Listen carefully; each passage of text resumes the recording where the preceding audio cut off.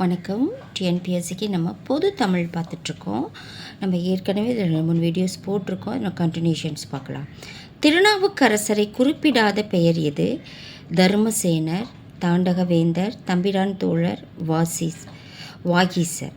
இதில் திருநாவுக்கரசரை குறிப்பிடாத பெயர் அப்படின்னா தம்பிரான் தோழர்.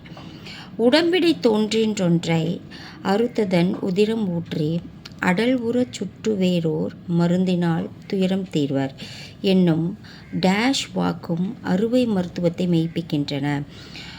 இது யார் சொன்னதுன்னு கேட்குறாங்க. சீத்தலை சாத்தனார், மாணிக்க வாசகர், கம்பர், திருமூலர். Answer C, Kambar. அடுத்து, ஒரு பாடலில் சொல் பிரிவுறாது நின்று பல பொருள் தருவது சிலேடை, செம்மொழி சிலேடை, பிரிமொழி சிலேடை, பிரிது முடிதல். ஆன்சர் செம்மொழி சிலேடை. அடுத்து, தற்குற்றம் வருவது ஓரான் புனைமலர் சார்பால் அன்றே அற்குற்ற குள்ளர்க்கு நாற்றம் இல்லையே என்றான் ஐயன். இதில் அல்கு என்பதன் பொருள் என்னன்னு கேட்குறாங்க. அல்கு அப்படின்னா பி தான் சரி. இருள், மருள், உருள், திரள், இருள். ஆன்சர் பி தான் கரெக்ட்.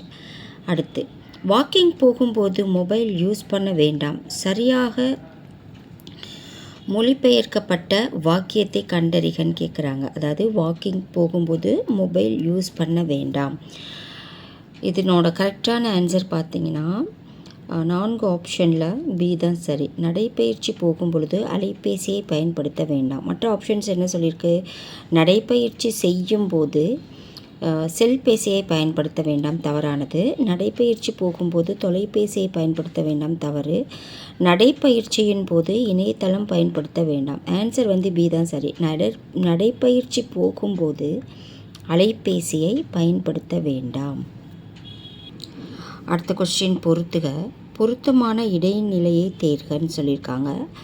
வருவான், காணான், பார்த்தான், நடக்கிறான். இங்கே என்ன இடைநிலை? இறந்த கால இடைநிலை, நிகழ்கால இடைநிலை, எதிர்கால இடைநிலை, எதிர்மறை இடைநிலை. நான் ஆன்சர் நோட் பண்ணியிருக்கேன். வருவான் அப்படின்னா எதிர்கால இடைநிலை, காணான் எதிர்மறை இடைநிலை, பார்த்தான் இறந்த கால இடைநிலை, நடக்கிறான் நிகழ்கால இடைநிலை. அடுத்த கொஸ்டின் பொறுத்துக. கக்சு உழார் உண்பதுவும் உரநசையி.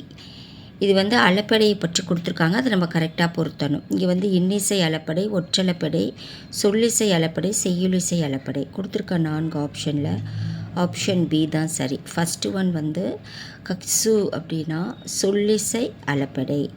ஃபஸ்ட்டு ஒன் 2 ஒற்றளப்படை. ஃபஸ்ட்டு ஒன் ஒற்றளப்படை. உழார்னா செய்யுளிசை அளப்படை 4. உண்பதுவும் இன்னிசை அளப்படை. அடுத்து, உரநசையி அப்படின்னா சொல்லிசை அளப்படை. ஸோ ஆன்சர் பி தான் சரி. அடுத்து, எதிர்ச்சொல். இடும்பை என்பதற்கு பொருத்தமான எதிர்ச்சொல்லை கண்டுபிடின்னு கொடுத்துருக்காங்க. இடும்பை அப்படின்னா துன்பம், கோபம், இன்பம், பொறுமை. ஆன்சர் பி, இன்பம்.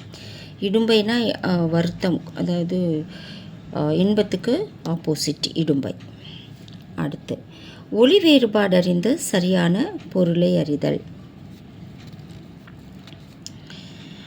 வாழை, வாழை, வாழை. இதுக்கான ஆன்சர் ஏ தான்.